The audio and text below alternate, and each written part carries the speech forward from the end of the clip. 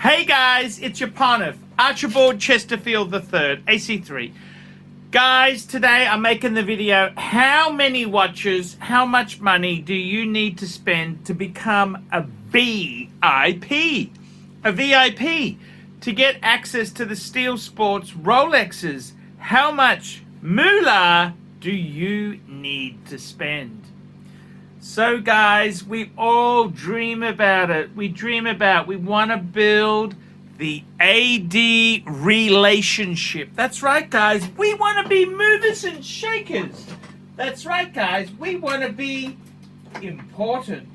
So today, guys, I'm going to answer the really hard question.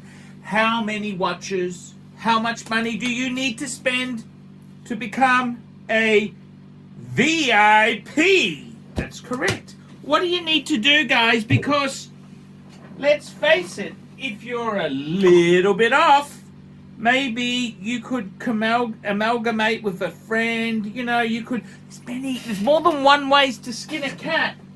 And this question has been asked and asked and asked. And I've been shy to make this video, but I have finally met a VIP, and I'm here to make the vid. Okay, let's discuss it. How many watches, how much money do you need to spend? And the answer is you don't necessarily need to spend a certain amount of money or a certain number of watches, but you gotta spend a lot. I got a friend of mine, and he spent in a 30 to 40 day period, he spent $100,000. $100,000. That's correct. You need to, basically, these dealers, your reputation is only as good as your big binge purchase. So if you really want to have this important relationship, you gotta binge. And the ADs, they have very short memories. And they only remember the figures, the numbers. So the answer is there isn't a set number. There does not an answer that says you've got to buy 10 or you've got to buy a considerable number of pieces. In this particular VIP's case, he bought about 4 Panerais. He bought a couple of Tudors, and he was able to also get spending $100,000, you're able to get access. He got access to, what did he get access to? He got access to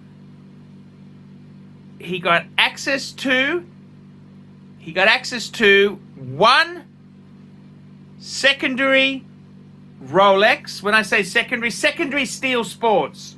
So secondary was going to be your Yachtmaster, your Explorers, that basis there, your Air Kings.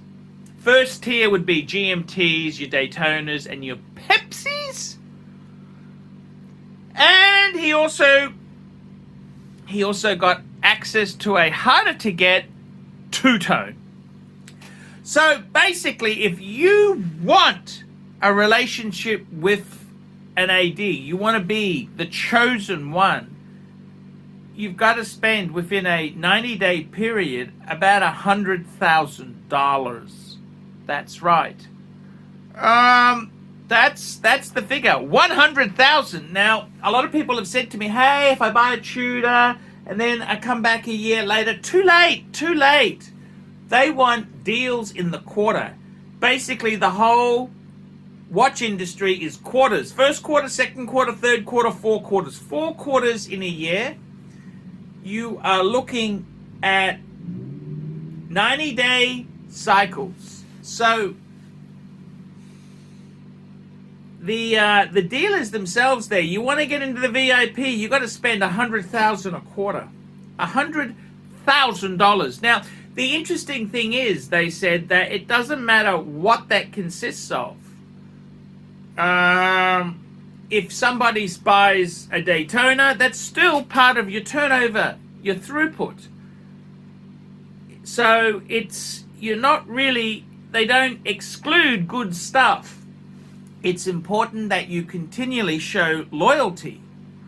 So what he said to me is, he said, you basically, if you work on this basis, 4-to-1, for every 4 watches, 1 will be kind of hard to get Rolex. Kind of hard to get. So 4-to-1, that's your ratio. You've got to spend about $100,000 every quarter. You also have to show loyalty to that store. They did say, the interesting thing is, they didn't mind if he does sell pieces, but they said, look, we just don't want you selling pieces immediately on the forums or immediately on eBay or the to a dealer. They want you to keep it and enjoy it for a time being. They don't want new stock just going back into the marketplace. They really do want collectors who savor this stuff. One interesting comment that was said to my VIP friend was, if you think you can walk into an AD and we're going to give him one of the hard-to-get Rolexes, like a Pepsi, a Panda, a Kermit, a Submariner, anything Steel Sports Rolex, he said, you got to have rocks in your head. We keep this stuff for our VIPs who show loyalty.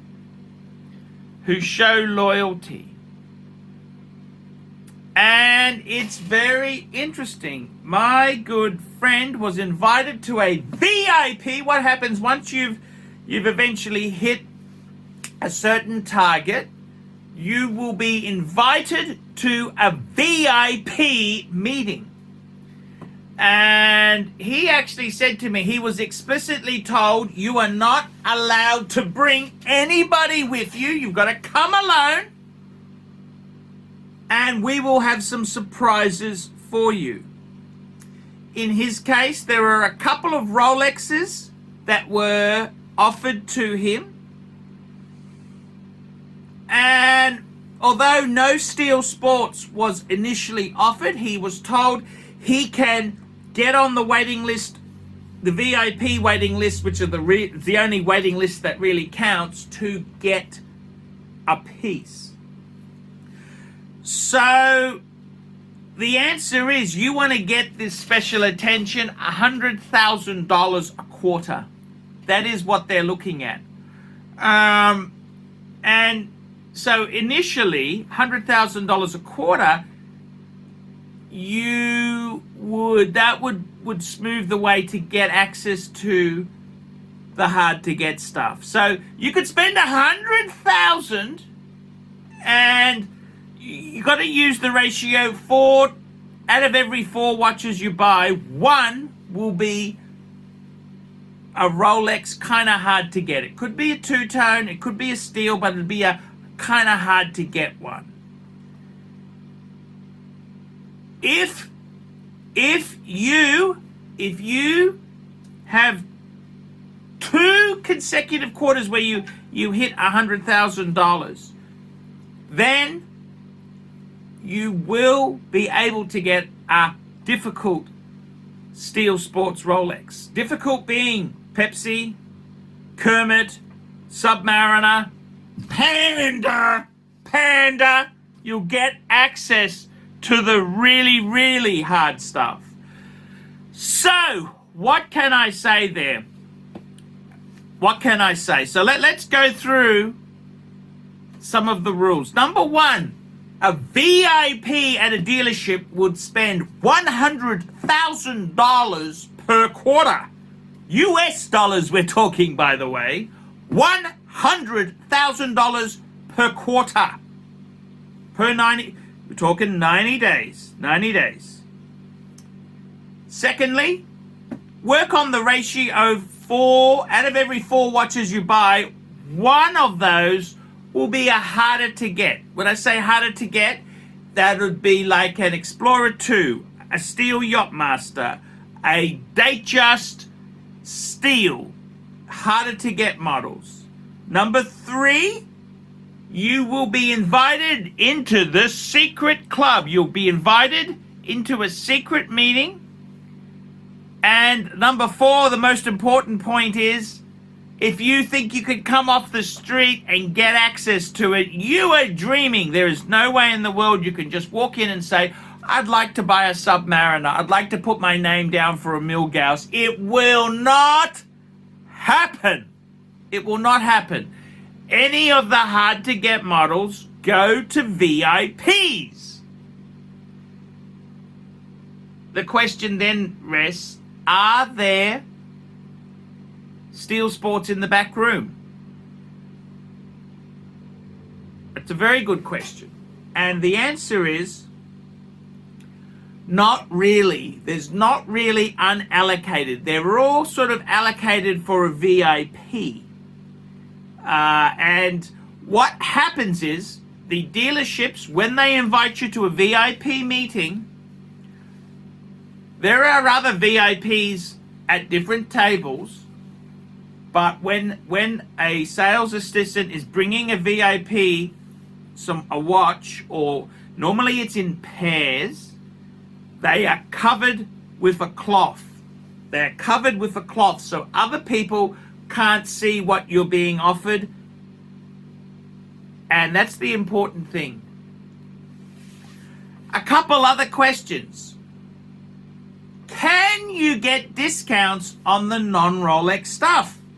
And the answer is yes, you can. You can haggle pretty hard. You can pretty well haggle on these pieces.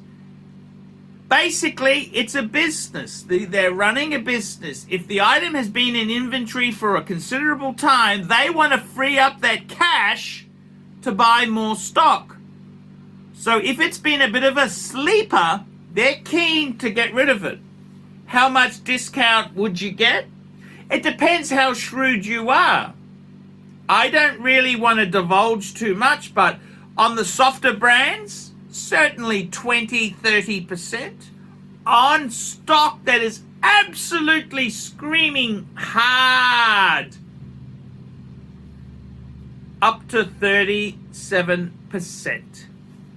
Up to 37% off retail. So you can haggle hard. You can. They want brand loyalty. They really do value loyalty. And think of it, 4-to-1 is the ratio. Think of it, $100,000 per quarter. So if you can do it,